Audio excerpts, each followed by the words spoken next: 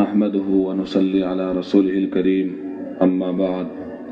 أعوذ بالله من الشيطان الرجيم بسم الله الرحمن الرحيم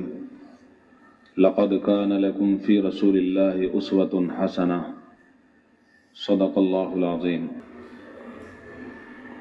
سب سے اونچا کام اور سب سے بڑا کام دنیا میں آنے کے بعد یہی کام ہے کہ انسان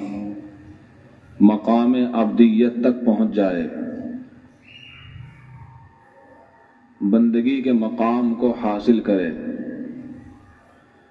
یہی مقام عبدیت ہے جس کو کما حق ہو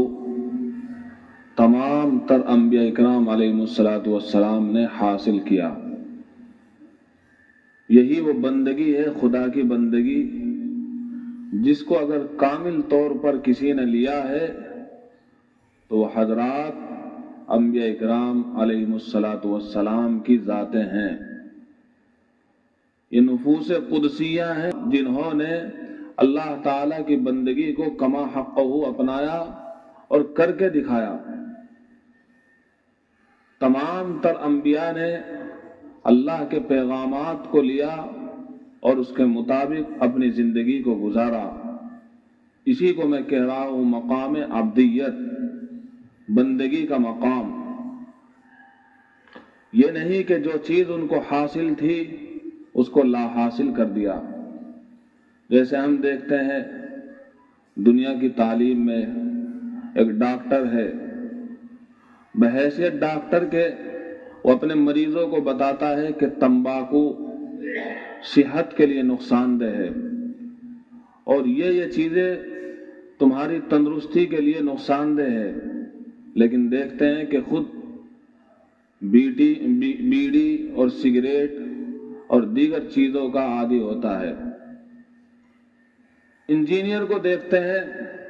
دنیاوی تعلیم سے آراستہ، لیکن وہ انجینئر جو نقشے بناتا ہے دوسروں کے گھروں کو اچھے انداز میں پیش کرتا ہے، اگر ہم اس کے خود کے گھر کو دیکھتے ہیں خستہ حال، بغیر کسی نقشے کے، بغیر کسی نمونے کے۔ اسی طریقے سے ہم وکیل کو، جج کو دیکھتے ہیں دوسروں کے لیے فیصلے سناتا ہے، لیکن خود اس کی زندگی کو دیکھتے ہیں وہی فیصلوں کو توڑتا ہوا نظر آتا ہے۔ دیگر سرکاری ملازمین دوسرے لوگوں کو فیصلے بتاتے ہیں اور جو فیصلوں کو توڑتا ہے اس کو بخشتے نہیں، اس کو مجرم قرار دیا جاتا ہے، لیکن یہی سرکاری افسر، یہی سرکاری ملازم سرکاری عہدوں کو اور سرکاری بتائے ہوئے منشوروں کو، بتائی ہوئی ہدایات کو توڑتا ہوا نظر آتا ہے۔ اب ہم دیکھتے ہیں انبیاء اکرام علیہ السلام کی ذاتوں کو، ان کی نفوس قدسیہ کو۔ یہ وہ اشخاص ہیں جو پاکیزہ ہیں، جو معصوم ہیں، جن کے یہاں اس طرح کی کوئی بات نہیں ہے۔ جو کچھ حاصل کیا اس پر عمل کرتے ہیں اور مقام بندگی پر کھڑے ہو جاتے ہیں اور بندہ بن کر دکھاتے ہیں۔ قرآن کریم میں اللہ تعالی نے حضرات انبیاء اکرام علیہ السلام کے جہاں دیگر اوصاف بیان کیے ہیں، وہیں پر ان کا ایک وصف ہے مقام عبدیت، ان کا بندہ ہونا، اس کو ذکر کیا ہے۔ حضرت عیسیٰ علیہ السلام نے اپنے آپ کو بندہ کہا، قال انی عبد اللہ،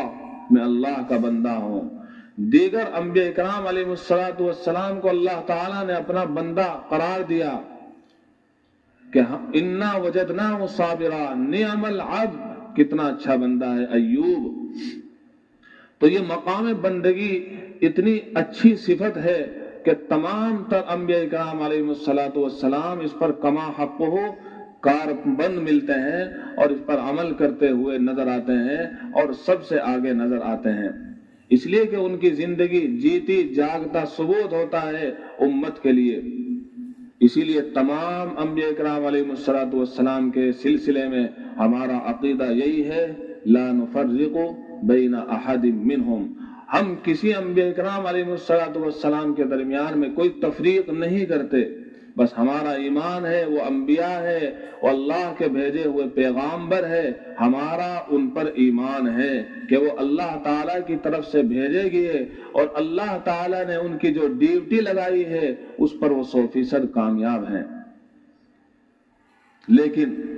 انبیاء کرام علیہ السلام کو مختلف زمانوں میں اور مختلف وقت کے لیے بھیجا گیا، یہ نہیں کہ ان کی شریعت ناقص تھی، تمام انبیاء کرام علیہ السلام کی تمام شریعتیں اپنے اعتبار سے، اپنے ملک کے اعتبار سے، اپنے زمانے کے اعتبار سے کامل اور مکمل، ان میں کوئی کمی نہیں۔ لیکن یہاں پر دوسری بات ہے، شریعت بالکل سچی نازل کی گئی، شریعت بالکل اس وقت کے اس زمانے کے اعتبار سے کمپلیٹ اور مکمل نازل کی گئی، لیکن اللہ تعالیٰ نے اس کی حفاظت کا ذمہ نہیں لیا۔ اس لیے تمام تر پچھلی شریعتیں ہمارے سامنے موجود، شریعت موسوی، شریعت عیسوی، حضرت داؤد کی شریعت، حضرت ابراہیم کی اور حضرت نوح علیہ السلام، یہ تمام تر شریعتیں ہمارے سامنے مکمل طور پر موجود نہیں ہیں، بلکہ وہ اپنے اپنے زمانے تک محدود رہی اور اپنے اپنے زمانے کے ختم ہونے کے بعد ان پہ رد و بدل کر دیا گیا اور ان میں چینجنگ کر دی گئی، ان میں بدلاؤ کر دیا گیا۔ اگر کوئی شریعت ہمارے سامنے موجود ہے وہ شریعت محمدی ہے، جو آج بھی ہمارے سامنے مکمل، کمپلیٹ، بالکل ہر اعتبار سے مکمل ہے۔ اللہ تعالیٰ نے چونکہ اس کی حفاظت کا ذمہ لیا تھا، اسی لیے اس امت محمدیہ کو یہ خصوصیت ہے، اور یہ امت محمدیہ اس خصوصیت میں منفرد ہے، واحد ہے کہ اس کو ایسی شریعت ملی ہے کہ جو ہر اعتبار سے کامل ہے اور قیامت تک کے لیے کامل رہے گی۔ اس میں کوئی نقص نہیں کیا جا سکتا ہے، اس میں کوئی کمی نہیں کی جا سکتی ہے، اس میں کوئی چینجنگ نہیں کی جا سکتی ہے۔ لا تبدیل لکلمات اللہ، اللہ کے کلمات کو کوئی چینجنگ نہیں کر سکتا ہے، کوئی بدل نہیں کر سکتا ہے، اور ان کو ایک جگہ سے دوسری جگہ پر لگا نہیں سکتا ہے، ہٹا نہیں سکتا ہے۔ انا نحن نزلنا الذکر وانا له لحافظون، اس لیے کہ اللہ تعالیٰ نے اپنی شریعت کی حفاظت کی ذمہ داری خود لی ہے۔ لیکن دوستو اور بزرگوں، اس شریعت کو سمجھنے کے لیے اور اس کے پہلو کو سمجھنے کے لیے ضرورت ہے کہ ایسی ذات کو سمجھا جائے جو جیتا جاگتا ثبوت ہو، عملی نمونہ ہو۔ قرآن کریم نے فرمایا ہے لَقَدْ كَانَ لَكُمْ فِي رَسُولِ اللَّهِ أُسْوَةٌ حَسَنَةٌ، ایسی ذات نبی اکرم علیہ السلام کی ذات ہے کہ جو ہر پہلو پر مکمل طور پر کامل نظر آئے گی۔ آپ علیہ السلام کو دیکھنا چاہتے ہیں شوہر کے اعتبار سے مثالی شوہر، آپ کو دیکھنا چاہتے ہیں باپ کے اعتبار سے شفیق باپ نظر آئیں گے، تاجر دیکھنا چاہتے ہیں تو آپ علیہ السلام ماہر تاجر نظر آئیں گے، آپ علیہ السلام کو مجاہد دیکھنا چاہتے ہیں تو آپ علیہ السلام اس میدان میں سب سے آگے نظر آئیں گے۔ تو کسی بھی اعتبار سے آپ کو دیکھیے، آپ علیہ السلام ہر میدان میں کامل اور ہر پہلو کو کامیابی کے ساتھ لیے ہوئے اور کھڑے ہوئے نظر آئیں گے۔ اسی لیے کہا گیا ہے کہ ہر پہلو کے اعتبار سے نبی علیہ السلام کی زندگی کا مطالعہ بھی ہونا چاہیے اور آپ علیہ السلام کی زندگی کو اپنانا بھی چاہیے۔ محبت رسول کا تقاضا یہی ہے۔ اللہ کے نبی صلی اللہ علیہ وسلم نے جو ارشاد فرمایا کہ میری محبت سب سے زیادہ ہونی چاہیے، باپ سے بھی زیادہ اگر کسی کی محبت ہے تو وہ اللہ کے رسول کی محبت ہے۔ اپنے رشتہ داروں سے، اپنی بیوی سے، اپنی اولاد سے، تمام دنیا والوں سے اگر کسی سے زیادہ محبت ہے تو نبی پاک صلی اللہ تعالی علیہ وسلم سے زیادہ محبت ہونی چاہیے۔ فرما دیا تم میں سے کوئی مومن کامل اس وقت تک نہیں بن سکتا جب تک کہ میری محبت زیادہ نہ ہو جائے۔ تو آپ کی محبت کو حاصل کرنے کے لیے ضروری ہے کہ ہم آپ کی زندگی کا بار بار مطالعہ کریں، آپ کی زندگی کو ہم بار بار پڑھیں اور آپ کی زندگی کو ہم دوسروں کے سامنے پیش کریں۔ یہ محبت رسول کا تقاضا بھی ہے۔ من احب شیئا اکثر ذکرہ، جس سے زیادہ محبت ہوتی ہے اس کا ذکر بھی بار بار کیا جاتا ہے۔ دوستوں اور بزرگوں، قرآن شریف جو ہمیں ملا ہے اس کو سمجھنے کے لیے بھی ضروری ہے کہ ہم آپ صلی اللہ علیہ وسلم کی زندگی کو سمجھیں۔ اس لیے کہ قرآن کہتا ہے نماز پڑھو، نماز کو کس طریقے پر پڑھنا ہے وہ آپ علیہ الصلوۃ والسلام کی زندگی سے ہمیں پتہ چلے گا۔ زکوٰۃ دو، کس طریقے پر زکوٰۃ ادا کرنی ہے آپ علیہ الصلوۃ والسلام کی زندگی سے پتہ چلے گا۔ فرمایا ہے کہ روزہ رکھو، کس طریقے پر روزہ رکھنا ہے آپ علیہ الصلوۃ والسلام کی زندگی سے پتہ چلے گا۔ اسی لیے قرآن کریم جگہ جگہ کہتا ہے اطیعوا اللہ و اطیعوا الرسول، اللہ کی اطاعت کرو اور رسول کی اطاعت کرو۔ یاد رکھیے، جس طرح رسول پر اگر ایمان نہیں لائے تو ایمان مکمل نہیں ہو سکتا، اسی طریقے پر اگر رسول کی اطاعت نہیں کی جا رہی ہے اور یہ کہتا ہے میں تو صرف اللہ کی اطاعت کرتا ہوں، اللہ کی بندگی کرتا ہوں، یاد رکھیے یہ بالکل بھی اپنے دعوے میں سچا نہیں ہے بلکہ جھوٹا ہے۔ جب تک رسول کی اطاعت نہیں کی جا سکتی،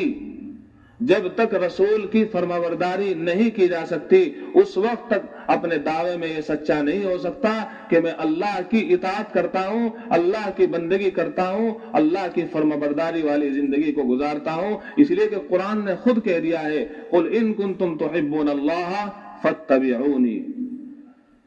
اے لوگوں کہہ دیجئے، لوگوں سے کہہ دیجئے اگر وہ یوں کہہ رہے ہیں کہ ہم اللہ سے محبت کرتے ہیں تو میرے نبی کی اتباع کیجئے۔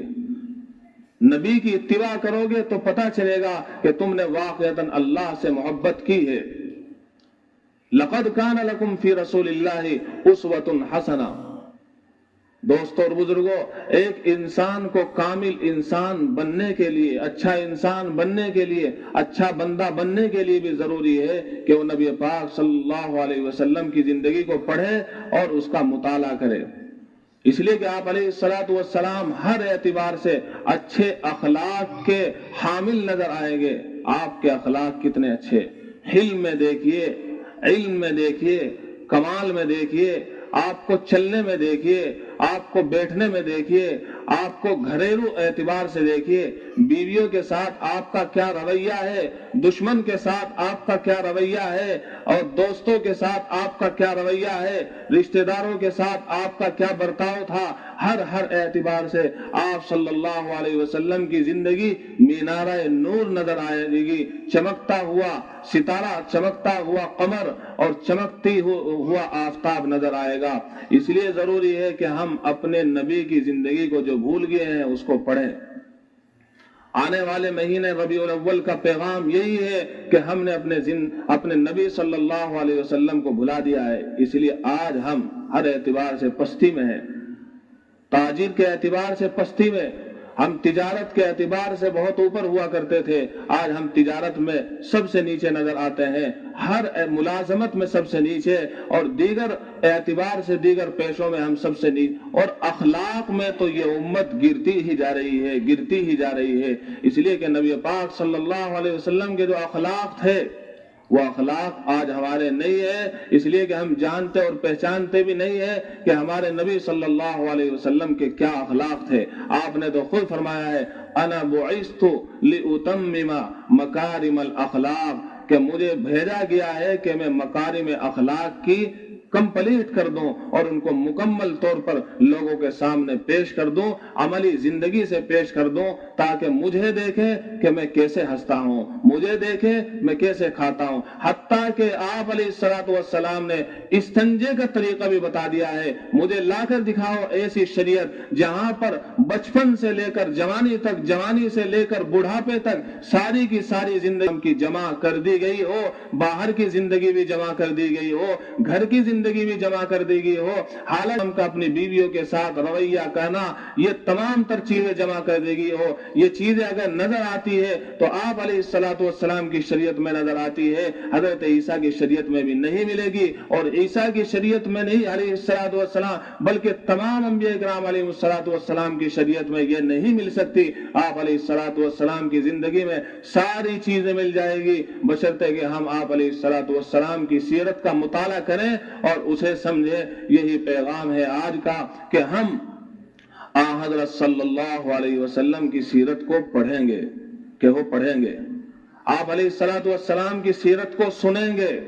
उलमा से सुनेंगे, किसी भी एतबार से। आजकल आप अलैहिस्सलातु वस्सलाम की सीरत को, आपकी जिंदगी को अगर कोई कामिल और मुकम्मल तौर पर सुनना चाहता है, वैसे को किसी बंदे का हक नहीं है कि वो आप अलैहिस्सलातु वस्सलाम की कामिल जिंदगी को कमा हक हो अदा कर सके। लिहाजा हम आप सल्लल्लाहु अलैहि वसल्लम की जिंदगी को पढ़ेंगे, उसका मुताला करेंगे। अल्लाह ताला मुझे और आपको हज़रत सल्लल्लाहु अलैहि वसल्लम की जिंदगी से वाक़िफियत नसीब फरमाए। व आखिरु दावाना